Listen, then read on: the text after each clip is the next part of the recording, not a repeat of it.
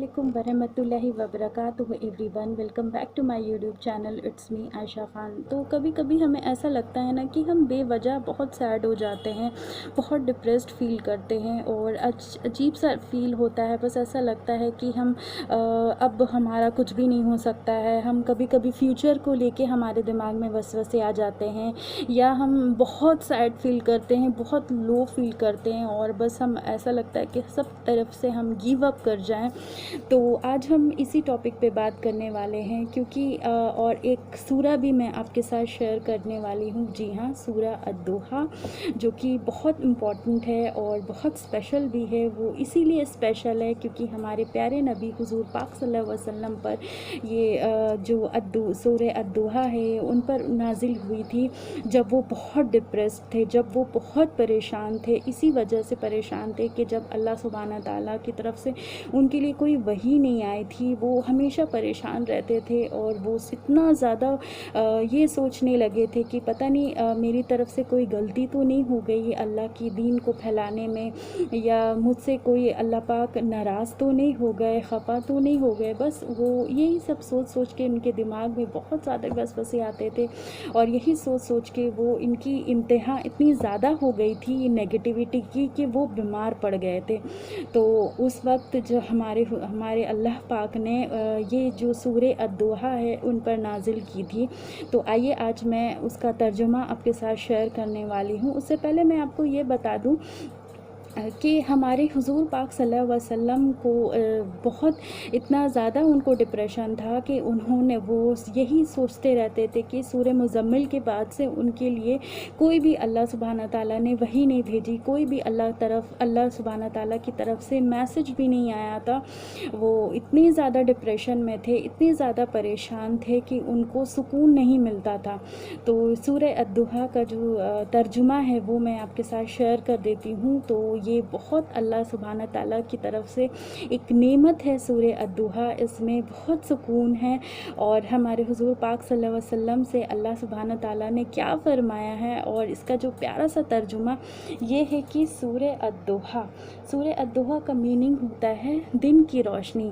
तो दिन की रोशनी से मुतालिक ये है कि हमारे हुजूर पाक सल्लल्लाहु अलैहि वसल्लम को हर तरफ अंधेरा नज़र आता था, कि जब इसीलिए अंधेरा नज़र आता था क्योंकि अल्लाह पाक का उनको कोई मैसेज नहीं मिला था, वो डिप्रेशन में थे। तो बस इसी वजह से वो बहुत लो फील करते थे। ए पैगंबर, कसम है चढ़ते चढ़ते दिन की रोशनी की। वद्दुहा का जो मीनिंग होता है वो ये है कि ए पैगंबर, कसम है चढ़ते दिन की रोशनी की। तो सूरह अद-दुहा हमारे प्यारे नबी के लिए इस तरह हुई कि वो रोशनी का काम किया उनके लिए, जब सूरह अद-दुहा हमारे हुजूर पाक सल्लल्लाहु अलैहि वसल्लम के लिए नाजिल हुई।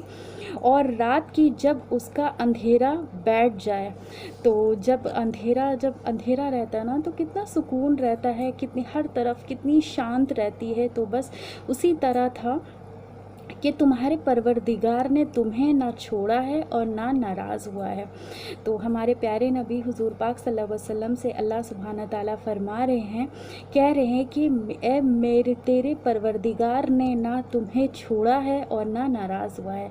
तो हमारे प्यारे नबी हुजूर पाक सल्लल्लाहु अलैहि वसल्लम के दिमाग में बहुत सारे वसवसे थे कि कहीं अल्लाह पाक मुझसे नाराज़ तो नहीं हो गया, उन्होंने मुझे छोड़ तो नहीं दिया। बस यही वसवसों की वजह से अल्लाह सुब्हाना ताला ने उन्हें ये वर्ड में तसल्ली दी है कि ना तुम्हें छोड़ा है और ना नाराज़ हुआ है, और यकीनन आगे आने वाले हालात तुम्हारे लिए पहले हालात से बेहतर होंगे। तो हमारे हुजूर पाक सल्लल्लाहु अलैहि वसल्लम को अल्लाह सुब्हाना ताला ने ये भी तसल्ली दे दी कि यकीन रखो, अल्लाह पे यकीन रखना, तवक्कल करना, सब्र करना कि आगे आने वाले जो हालात होंगे हमारे हुजूर पाक सल्लल्लाहु अलैहि वसल्लम के लिए वो बहुत बेहतर होने वाले हैं। और यकीन जानो कि अनकरीब तुम्हारा परवरदिगार तुम्हें इतना देगा कि तुम खुश हो जाओगे। बेशक जब हम अल्लाह पर सब्र करते हैं और जब हम उन पर पूरा तवक्कुल करते हैं तो अल्लाह सुब्हाना ताला हमारे लिए ऐसे ऐसे जगह से असबाब बना देते हैं और ऐसी ऐसी जगह से हमारे लिए रास्ते बना देते हैं कि जिसके बारे में हम सोच भी नहीं सकते हैं और हम तसव्वुर भी नहीं कर सकते कि अल्लाह सुब्हाना ताला ने हमें ये नेमत कहाँ से हमें अता कर दी। और क्या उसने तुम्हें यतीम नहीं पाया था, फिर ठिकाना नहीं दिया। तो इसमें हमारे हुजूर पाक सल्लल्लाहु अलैहि वसल्लम को अल्लाह सुब्हानहू ताला फरमाते हैं कि हमारे हुजूर पाक सल्लल्लाहु अलैहि वसल्लम जो थे वो यतीम थे, तब अल्लाह सुब्हानहू ताला ने उन्हें ठिकाना दिया, उन्हें जगह दी। क्या तुम्हें उस पर यकीन नहीं है? और तुम्हें रास्ते नावाकिफ़ पाया तो रास्ता दिखाया। जब हमारे हुजूर पाक सल्लल्लाहु अलैहि वसल्लम को अल्लाह सुब्हानहू ताला ने कितने सारे उनके लिए असबाब बनाए, रास्ते बनाए, तो अल्लाह सुब्हानहू ताला जो हैं वो इस सूरह अद्दुहा से हमारे प्यारे नबी हुजूर पाक सल्लल्लाहु अलैहि वसल्लम को सुकून दे रहे हैं, उनको सुकूनियत दे रहे हैं, क्योंकि इतने दिन से उन अल्लाह पाक का कोई मैसेज नहीं आया था। और जब अल्लाह सुब्हानहू ताला ने जब उनको इतनी सारी ये सूरह अद्दुहा के थ्रू इतना खूबसूरत मैसेज दिया है, तो ये जो मैसेज है वो सुनकर हमारे प्यारे नबी हुजूर पाक सल्लल्लाहु अलैहि वसल्लम को एक तरह का सुकून मिला, दिल सुकून मिला, और वो बिल्कुल भी ठीक हो गए। और उनके दिल में जितनी भी डाउट्स थे, जो भी एंजाइटी, डिप्रेशन थी, सैड थे, वो बहुत खुश हो गए ये मैसेज सुनकर। और तुम्हें नादार पाया तो गनी कर दिया। बेशक जब हमारे हुजूर पाक सल्लल्लाहु अलैहि वसल्लम के पास कुछ नहीं था तो उन्हें गनी कर दिया। गनी का मतलब होता है हम जैसे कि अल्लाह सुब्हानहू ताला ने हमारे हुजूर पाक सल्लल्लाहु अलैहि वसल्लम को इतनी ज़्यादा उनके लिए हर तरीके से वसीले बनाए, उनके लिए असबाब बनाए, तो अल्लाह सुब्हानहू ताला ने उन्हें गनी कर दिया। और अब जो यतीम है उस पर सख्ती मत करना। बेशक, और इसमें हमारे लिए भी ये मैसेज दिया गया है कि जो यतीम हैं, जिनके कोई भी पेरेंट्स नहीं है, तो उन पर हमें सख्ती बिल्कुल भी नहीं करनी है। उनके साथ जो हमारा जो सलूक है वो बहुत खूबसूरत होना चाहिए, ताकि अल्लाह सुब्हानहू ताला का जो ये मैसेज है वो हम तक पहुँचे और हम इस पर अमल करें।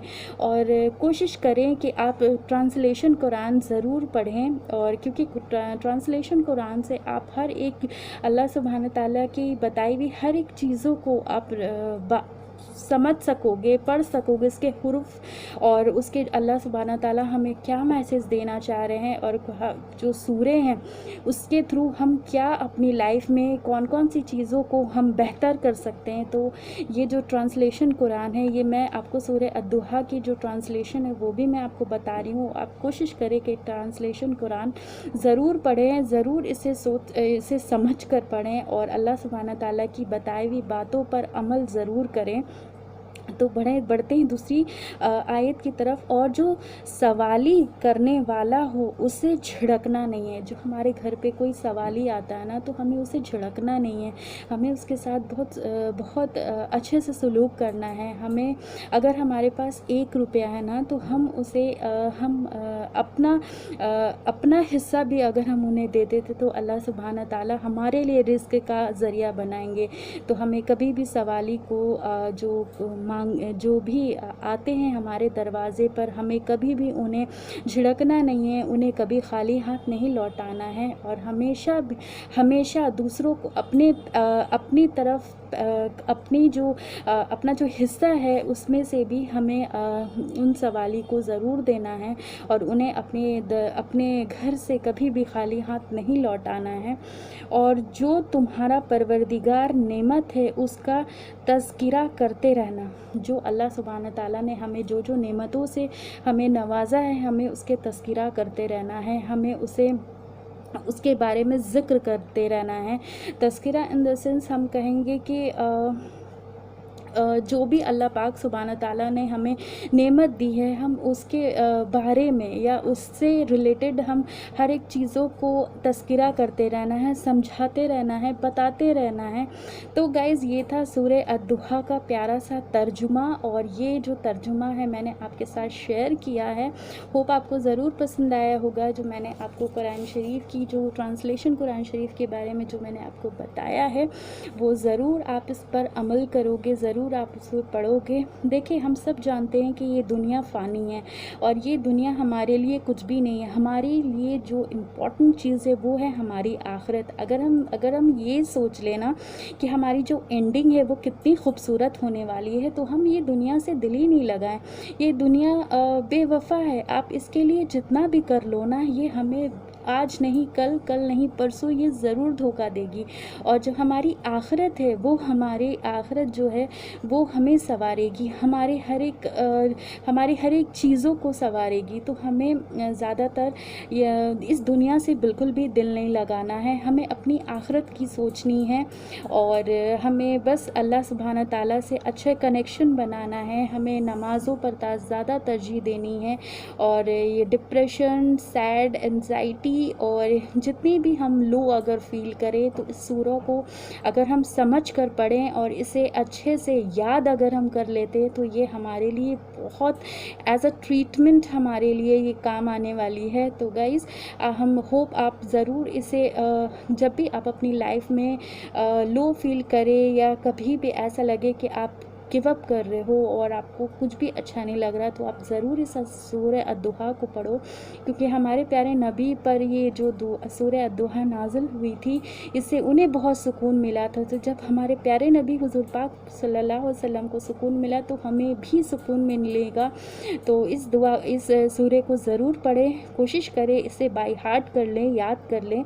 होप आप तो अब मुझे इजाज़त दें, इंशाल्लाह बहुत जल्द मुलाकात होगी एक नई वीडियो के साथ। अगर वीडियो अच्छा लगा तो ज़रूर लाइक करें और प्यारा सा कमेंट ज़रूर मुझे करें और मेरे चैनल को लाइक करें, सब्सक्राइब करें, शेयर करें। तब तक के लिए अल्लाह हाफ़िज़, जज़ाकल्लाह खैर।